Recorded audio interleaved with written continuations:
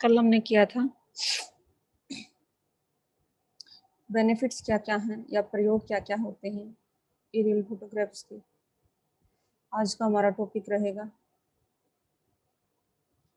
Types of aerial, यानी classification कह लो, यानी कई अलग अलग आधारों पर जो है एरियल फोटोग्राफ्स को हम क्लासिफाई कर सकते हैं। ठीक है,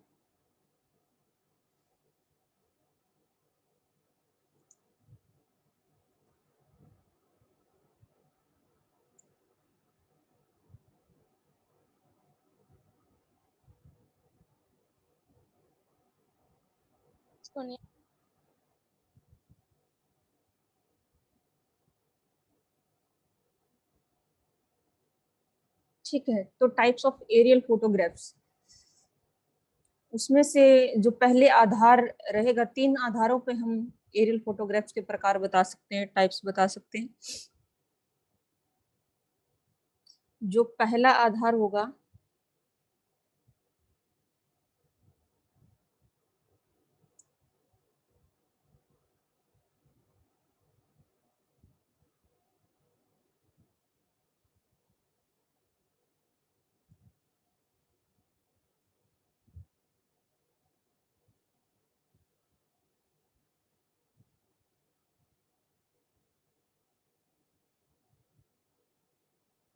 ठीक है, कैमरे का एक्सिस क्या है।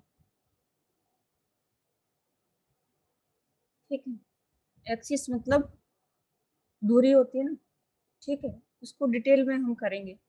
तो यानी कैमरा आपका हॉरिजॉन्टल पर्सपेक्टिव में रखा है कि वर्टिकल पर्सपेक्टिव में रखा है, और उसमें भी उसका एक्सिस किधर है उसके आधार पे, यानी कई प्रकार में हम बांट सकते हैं, यानी एरियल फोटोग्राफ्स कई प्रकार के हो सकते हैं।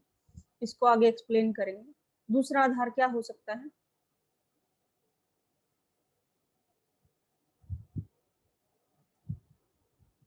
स्केल के आधार पे,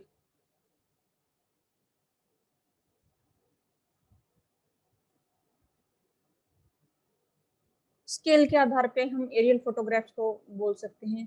स्मॉल स्केल है, मीडियम स्केल है, लार्ज स्केल है।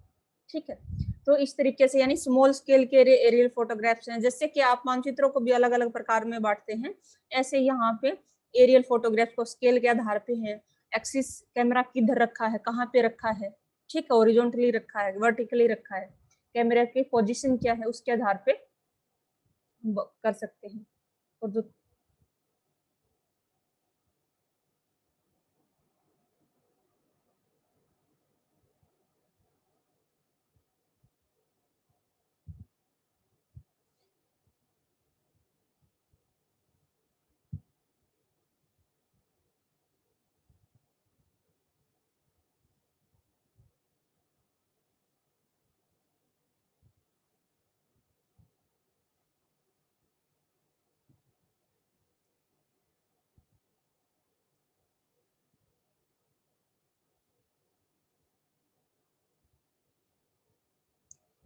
ठीक है कि किस तरह की फोटो फिल्म कैमरे के अंदर आपको पता होगा फिल्म यूज होती है।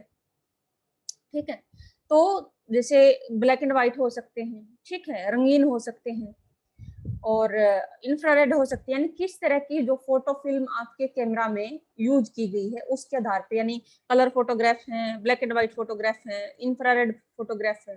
ठीक है, इस तरीके से कि किस तरह की फोटो फिल्म आपके कैमरा में यूज की गई है उसके आधार पे एरियल फोटोग्राफ्स को आप जो है कैटेगरी में बांट सकते हैं। ठीक है, तो ये हो गए टाइप्स ऑफ फोटो, जो एरियल फोटोग्राफ्स है। सबसे पहले हम करेंगे, पहले ये कर लेते हैं थोड़ा सा स्मॉल स्केल और क्या था फोटो फिल्म वाला शॉट है। उसके बाद camera axis, axis of camera पे आएंगे।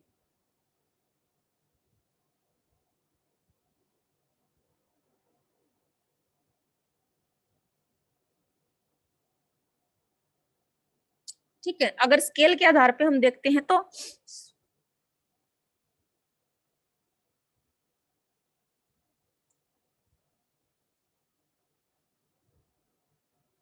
ठीक है, तो स्केल के आधार पे हम क्या कितने उसमें बांट सकते हैं। फर्स्ट है large scale photographs, aerial photographs कर लेना, मैं यहाँ पे शॉर्ट में लिख रही हूँ।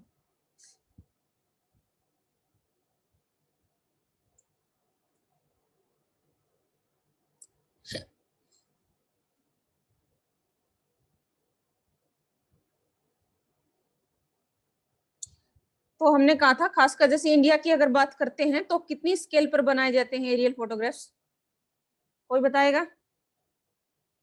खासकर इंडिया में किस स्केल पे, यानी एक होता है ना कि कितने से कितने की स्केल पे जो है आपके एरियल फोटोग्राफ्स बनते हैं?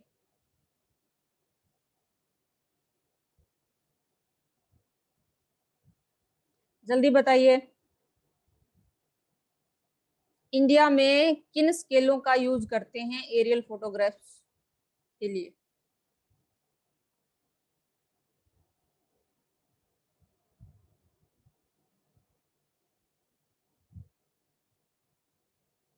जब हम हिस्ट्री करवा रहे थे तब मैंने बताया था, तो इंडिया में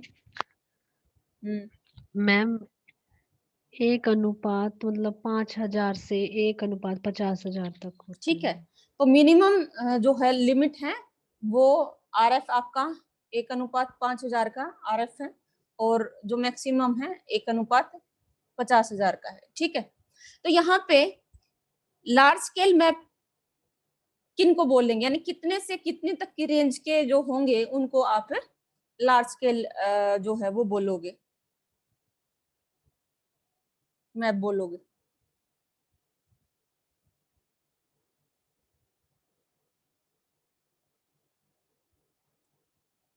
यहाँ पे आपका आरएफ, ठीक है,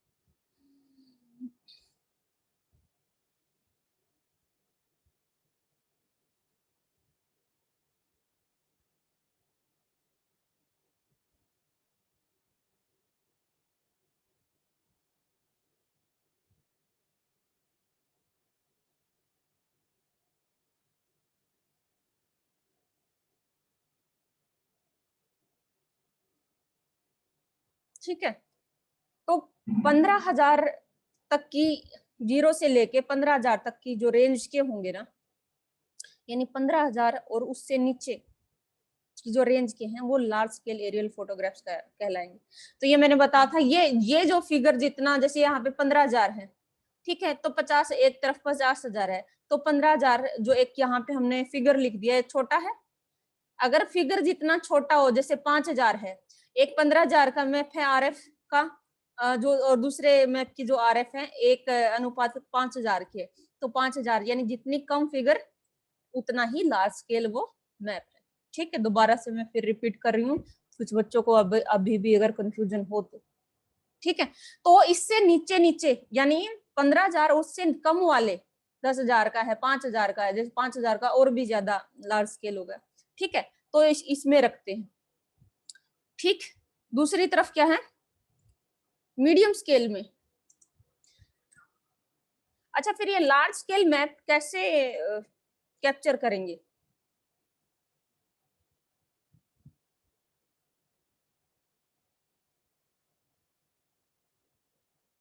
लार्ज स्केल कैसे प्राप्त करोगे? जब आपका फ्लाइट जो होती है ना, मान लीजिए आप, ये आपका ये एरोप्लेन है, ठीक है, तो फ्लाइट हाइट यहां से लेके ये जितनी भी हाइट होती है, फ्लाइट की हाइट, ठीक है, जितनी ऊंचाई से वायुयान उड़ता है आपका, ये जो आपकी फ्लाइट हाइट है जितनी कम रहेगी, यानी ज्यादा, यानी कम फ्लाइट हाइट मतलब लार्ज स्केल मैप, जितनी कम हाइट उतना ही लार्ज स्केल मैप, जितनी ज्यादा नीचे रखोगे उतना ही ज्यादा लार्ज स्केल मैप आपका बनेगा। ठीक है, उतनी ज्यादा ही डिटेल, समझ रहे हो, कल भी मैंने बताया था। ठीक है, तो यानी अभी क्या है, यानी जब आपका एरोप्लेन कम हाइट पे उड़ेगा तो जितनी कम हाइट पे उड़ेगा उतने ही लार्ज स्केल। अब ये जैसे मान लीजिए 5,000 है, ठीक है, ये 10,000 है, ये मान लीजिए 15,000 की हाइट पे उड़ रहा है। ठीक है, सॉरी, मतलब इस तरीके से, यानी इस हाइट पे उड़ेगा तो मान लीजिए आपका RF 1:5000 का बन रहा है, या इस हाइट पे उड़ रहा तो 1:10 का बन रहा है, यहाँ पे 15 का बन रहा है, इस तरीके से। ठीक है, यहाँ पे मान लीजिए 20 का बन रहा है। ठीक है, तो इस तरीके से, यानी आपकी फ्लाइट की हाइट कितनी है, एरोप्लेन कितनी ऊंचाई पे उड़ रहा है, उससे क्या डिसाइड होगा, आपकी जो है फोटोग्राफ की स्केल क्या रहेगी, तो उसकी हाइट पे डिपेंड करेगा आपके एरोप्लेन की। ठीक है,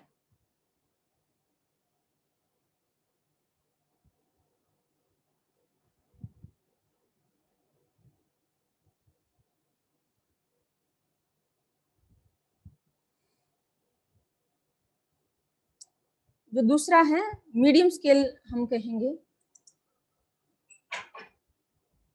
हाँ, एक मिनट।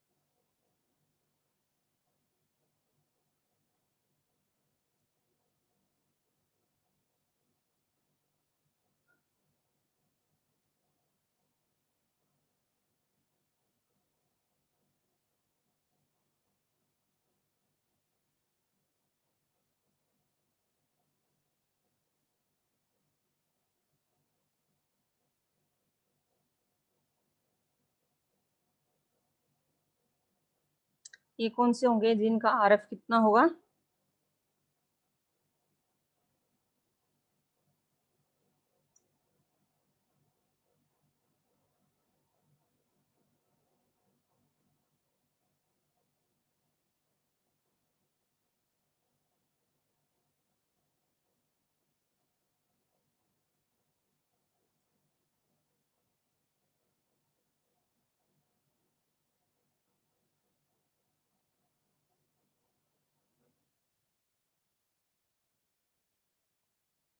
यानी वो एरियल फोटोग्राफ जिनका RF, ठीक है, 15,000 से लेके 30,000 के बीच में हो, उनको हम क्या है, मीडियम स्केल एरियल फोटोग्राफ्स बोलेंगे। ठीक है, वो मैंने बता ही दिया, जितना लार्ज स्केल मैप है उतना एरिया कम दिखेगा।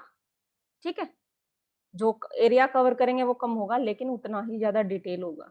ठीक है, तो मीडियम स्केल में क्या है, एरिया थोड़ा सा बढ़ जाएगा तो डिटेल, लेकिन डिटेल कंपैरेटिवली थोड़ा सा कम हो जाएंगी। ठीक है, तीसरा उसकी बात करें तो आपके हो गए स्मॉल स्केल में,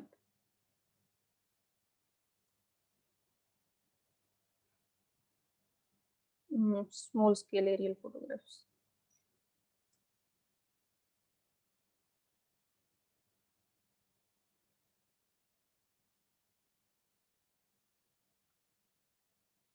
ठीक है, और इनका RF कितना होगा?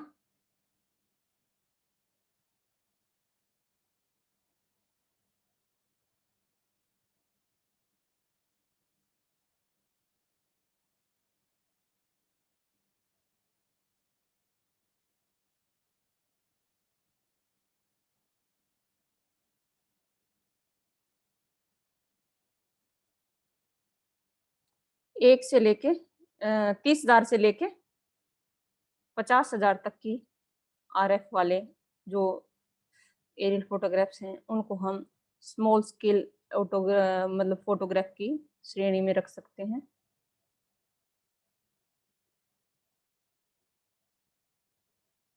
ठीक है, तो यही है, जितना स्मॉल स्केल मैप होगा, यानी अगर किसी शहर का स्मॉल स्केल मैप लिया है तो यानी वो ज्यादा हाइट से लिया गया है, एरिया तो ज्यादा दिखा देगा लेकिन डिटेल उतनी साफ नहीं दिखाई देंगी। ठीक है, क्लियर है?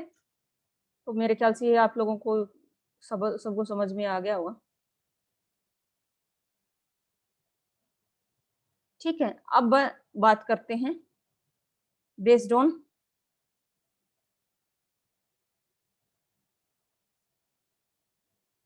Photo film used.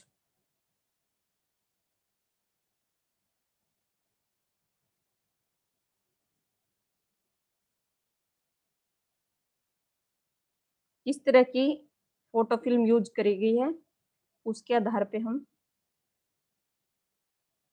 Black and white जो पहले प्रकार के हैं, श्वेत श्याम कहिए या ब्लैक एंड व्हाइट कहिए,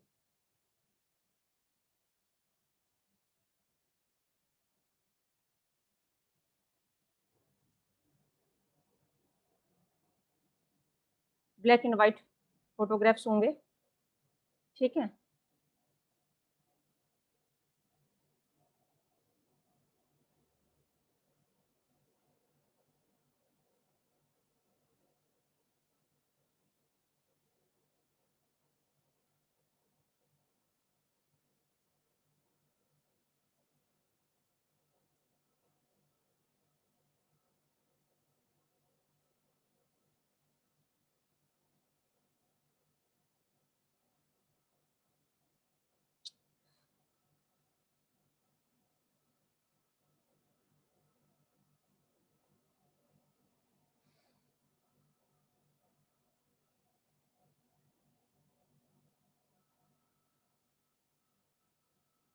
आई थिंक इसमें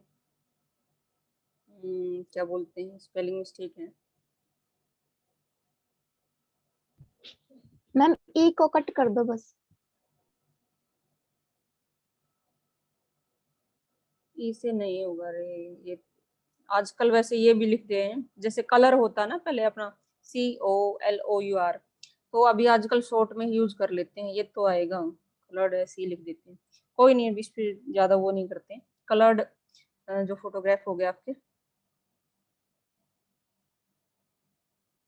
ठीक है, ब्लैक एंड व्हाइट में जो भी चीजें आपको दिखाई देंगी, यानी दो ही कलर दिखाई देंगे, या तो चीजें ब्लैक दिख रही हैं या व्हाइट दिख रही हैं, या उनके बीच का कुछ, उनके बीच की एक रेंज होती है ना कि ब्लैक में भी जैसे ज्यादा ब्लैक है, हल्का ब्लैक है, यानी उन दो कलर की ही अलग अलग स्केल होंगी। कुछ चीजें बिल्कुल व्हाइट हैं, कुछ हल्की व्हाइट हैं, इस तरीके से। तो यानी उसका जो एक होता है ना कि जो हम पहले हमने बात करी है, तो कलर का लेयरिफिकेशन है या उसके टिंट है। ठीक है, तो क्या है व्हाइट में किस तरीके की है, ब्लैक में, यानी लेकिन जो भी सारी इंफॉर्मेशन होगी वो केवल इन दो ही कलर में होगी। ठीक है, कलर्ड फोटोग्राफ में क्या होगा, तो जैसे अपना जो 7 रंग है, ठीक है, वो सभी रंग जो है आपको दिखाई देंगे। और फिर उसके अंदर भी हमने कहा कि जितना ज्यादा आपका फाइन सेंसर होगा, जितना ज्यादा बेहतर सेंसर होगा, उसमें उनका होता ना कि शेड, एक ही कलर की शेड है, उनको भी काफी अच्छे तरीके से आप डिफ्रेंशिएट कर पाओगे। ठीक है, तो उनको भी बिल्कुल बढ़िया तरीके से आइडेंटिफाई कर पाओगे। और जो तीसरा है, नॉर्मली इन दो से आप सब परिचित हो, ब्लैक एंड व्हाइट फोटो भी आप सबने देखे होंगे और कलर्ड फोटोग्राफ्स भी आपने देखे होंगे। जो डिफरेंट है, नया है, इंफ्रारेड।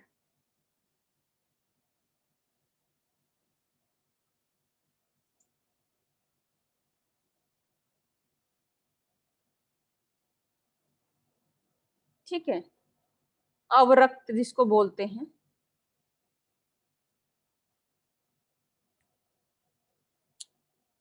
अच्छा, इसको इस तरीके से समझिए, आप लोगों ने अपना इलेक्ट्रोमैग्नेटिक स्पेक्ट्रम किया है। ठीक है, ये आ गया आपका, मान लीजिए 0.4 से लेके 0.7 का, यानी जिसको हम विजिबल रेंज बोलते हैं। ठीक है, 0.4 माइक्रोमीटर से ये 0.7। ठीक है, और जैसे ही अपना विजिबल रेंज जहां पे रेड होता है ना, लास्ट का जो इधर से शुरू करते हैं तो अल्ट्रावायलेट से शुरू होता है। ठीक है, इधर अल्ट्रावायलेट है ना, इसको देखिए नामों का भी क्या है।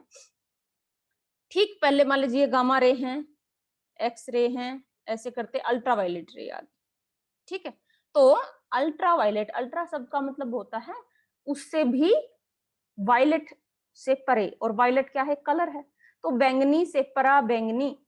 ठीक है, तो जो बैंगनी कलर से बाहर की हैं, दूर की हैं। ठीक है, आगे समझ में, तो उसको परा बैंगनी।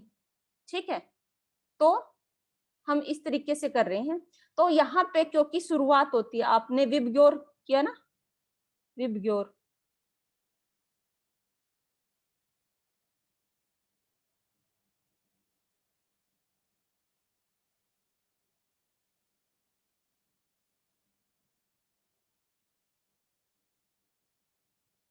ठीक है, तो यहाँ पे वायलेट से शुरू हो रहा है, यानी 0.4 पे जब हम आते हैं तो वो कहाँ से, तो वायलेट। ठीक है, तो यानी एकदम सीधा ब्लू नहीं होता, वह होता ना वायलेट भी एक तरह का ब्लू का एक जो है वैसी शेडिंग है। ठीक है, तो वायलेट होता है और लास्ट में इस साइड रेड होता है, यानी जो वेवलेंथ छोटी साइड, यानी वायलेट की जो वेवलेंथ है छोटी है और रेड की वेवलेंथ बड़ी है। ठीक है, तो इसलिए यहाँ पे यानी वायलेट से इधर का जो है आपका पराबैंगनी है, यानी जो वायलेट वाले जो कलर की रेंज उससे छोटे हैं तो वो पराबैंगनी है। ठीक है, अल्ट्रा वायलेट है।